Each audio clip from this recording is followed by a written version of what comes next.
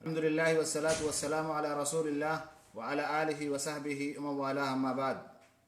محترم ناظرین کرام، السلام علیکم ورحمۃ اللہ وبرکاتہ۔ اللہ کے رسول صلی اللہ علیہ وسلم کی ایک حدیث ہے کہ تحادوا تحابوا، آپس میں ایک دوسرے کو ہدیہ دیں، اس سے کیا ہوتی ہے؟ آپس میں محبت بڑھتی ہے۔ تو اس محبت کو بڑھانے کے لیے یہ ہدایہ کا لینا دینا یہ ہونا چاہیے، اور یہ جو ہدیہ ہے ایسا نہیں کہ ایک طرف سے صرف قبول کرنا چاہیے، بلکہ جب آپ کہیں سے ہدیہ قبول کریں تو آپ کو دینا بھی چاہیے۔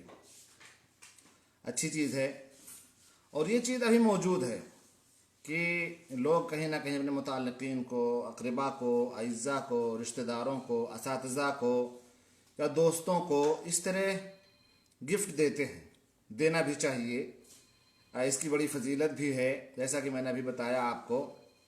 لیکن اس بدلتے ہوئے زمانے کے ساتھ اگر یہ کہا جائے کہ لوگ دینے والے کے خلوص کو نہیں دیکھتے ہیں، بلکہ یہ دیکھتے ہیں کہ وہ ہدیہ کتنا قیمتی ہے یا نہیں ہے، اس کی قیمت کتنی ہے، یعنی لوگ جو سامان دیا جاتا ہے، جو گفٹ کیا جاتا ہے، اس کی قیمت کی طرف چلے جاتے ہیں، جو کہ نہیں ہونا چاہیے۔ کیونکہ اگر کسی نے آپ کو اختیار کیا ہے اور آپ کو چوائس کیا ہے کسی ہدیے کو دینے کے لیے، اگر کوئی شخص آپ کو، فار ایگزامپل میں بتا رہا ہوں آپ کو، یہ دیکھیں، یہ عود جو ہے، عود قدیم، ٹھیک ہے۔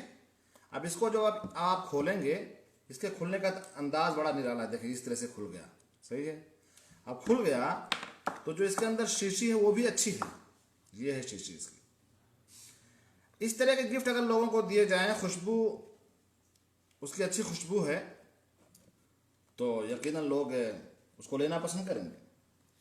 لیکن اگر آپ کسی کو اپنی حیثیت کے حساب سے، اگر کوئی شخص مثال کے طور پہ اس قدر قیمتی شیشی نہیں خرید سکتا ہے اور وہ گفٹ نہیں خرید سکتا ہے، اگر وہ حسب استطاعت کچھ گفٹ لاتا ہے جس کی خوشبو بہت دیر پا نہیں ہے، اور کوئی پرفیوم لے کر کے آ گیا جو بہت دیر پا نہیں ہے، اس کی خوشبو ٹکنے والی نہیں ہے، تو کئی دفعہ تو لوگ اتنے جری ہوتے ہیں کہ سامنے ہی کہہ دیتے ہیں یہ ملا تھا آپ کو گفٹ کرنے کے لیے۔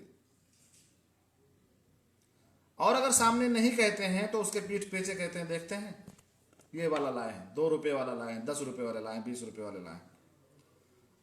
ایسا نہیں کرنا چاہیے عزیزوں، ایسا نہیں کرنا چاہیے میرے بھائیوں اور دوستوں، اس لیے کہ یہ اللہ کے رسول صلی اللہ علیہ وسلم کی سنت کے خلاف ہے۔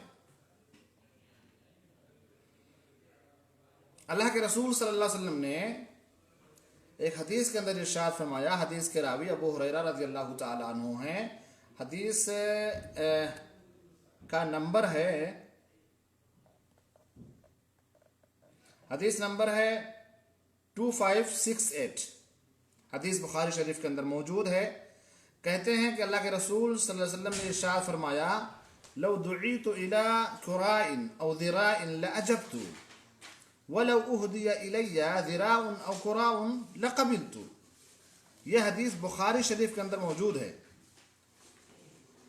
اللہ کے رسول صلی اللہ علیہ وسلم نے ارشاد فرمایا، اگر مجھے بکری وغیرہ کے پائے یا بازو کے کھانے کی دعوت دی جائے تو میں ضرور جاؤں گا، اور اگر مجھے بازو یا پائے ہدیے کے طور پہ بھیجے گئے تو میں یقیناً قبول کر لوں گا۔ یہ کون کہہ رہے ہیں؟